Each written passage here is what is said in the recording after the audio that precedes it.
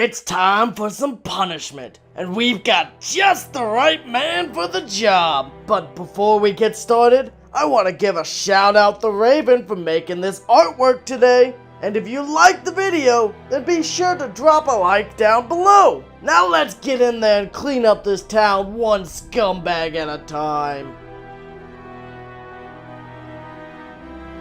Released in 2005 and developed by Volition, the same company known for Saints Row and Red Faction. The Punisher ties into the movie following after the destruction of all of the Saints. Punisher comic legend Garth Ennis wrote the story and he made sure it was faithful to the character. And they even had Thomas Jane from the most recent film do the voice acting of Frank. The game is a third-person shooter with a heavy focus on dark humor, violence, and faithful adaptation of the character. Last bullet. My whole family died in a mob hit. I should have died too. I took enough bullets, but I lived. I finally figured out why. Following the events of the film, we step into the shoes of Frank Castle as he continues cleaning the streets of filth. Well regarded as a quality adaptation of the comics, and written by one of the greatest Punisher writers of all time, this game is a very faithful telling of the Punisher story, and one fans are sure to love. Now the game plays as a fairly standard third-person shooter. Where the meat really comes in is the violence, gore, interrogations, and over-the-top executions, coupled with dark, witty one-liners.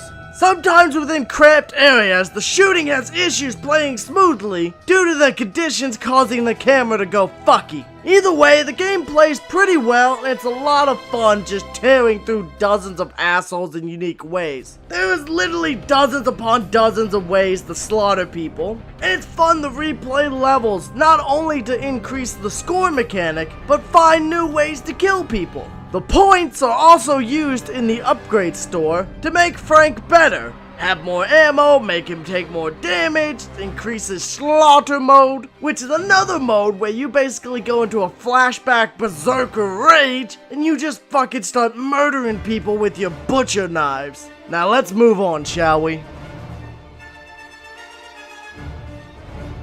The controls play fairly smoothly and they're easy enough to use. Sometimes the sensitivity on certain interrogations though can be finicky, but otherwise it plays like a fairly standard third-person shooter, and if you played one before, you'll be able to use the controls pretty easily. The enemies start off as mostly small-time thugs, drug dealers, crackheads, and are easily dispatched and easier to break in interrogations. As the game progresses, stronger, well-equipped, and well-armed enemies start to come out. Some wearing full body armor that requires precise headshots to kill. And there's also a decent variety of bosses, ranging from mafia lieutenants to a fucking tank. And they usually each have a specific weakness, such as headshots, or they require explosive damage. Overall, the enemies are not bad, and there's a lot of fun when you get to fight and kill specific comic characters like the Russian. And one of the boss fights actually mimics the fight scene from the movie, which is really cool nod.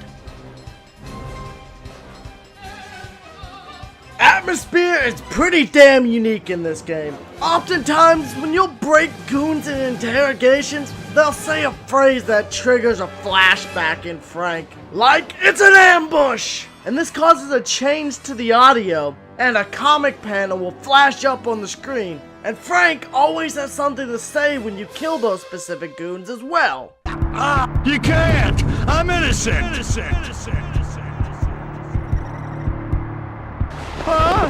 So are they. That'll teach him. Such as, I like surprises. Or in the case of, I'm not ready for a coffin! Frank responds with, no one ever is. I find it's pretty good for immersing you in the mindset of Frank, as a Vietnam-era veteran who suffers from PTSD.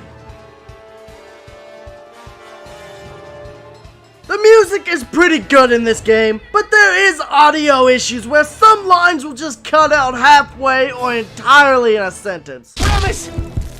Stop! For this reason, I recommend you have closed captioning on, so even if he stops talking, you can still read what was intended to be said. Guns sound pretty good and loud, which makes it all the more satisfying, such as when you blast an entire funeral apart with an M60, and just watch limbs and heads pop and squish while that loud bang bang bang bang bang bang bang plays. Also, I think having Thomas Jane as the voice was a smart decision. And having been given more freedom here than he had in the movie, he plays a dark, morbid, but still humorous interpretation with plenty of jokes and one-liners sprinkled throughout. The visuals are pretty good for a PS2 game. Not the greatest by today's standards, but some models such as Frank's are really detailed. Frank looks perfectly how the comic book character looks. It's an accurate recreation brought to life in 3D. The game runs smoothly, and I didn't really notice any hiccups or performance issues. The only downside is the censorship of some of the more violent executions, and the black and white filter when you kill them this way. Though if you get the PC version and use the fan-made patch, you can remove this censorship entirely, and enjoy the executions in all their gory glory. The game is, as I said, a pretty average shooter.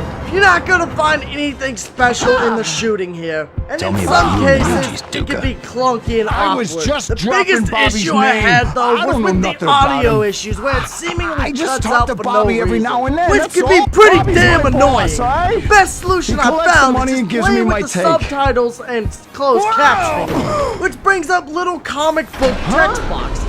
Overall though, these issues are minor and easily overlooked for someone wanting to have some fun. Overall, The Punisher is one of the best adaptations of the character from the comics you're going to find in any form of media. It's better than all the movies, it's better than the TV show, and the other games. If you're looking for a pure, unrefined Punisher experience, look no further. It's a decent shooter with enough charm and unique elements that make it stand out even with its average shooting. I'd definitely give a recommendation for all fans of the Punisher to check this game out and enjoy the carnage. Now if you liked the video, please give it a like and maybe share it to help the content grow. And let me know what you thought of the video and or the game down below as well. One last shout out to Raven for doing a very good art piece. This has been Core, and I'll see you next time.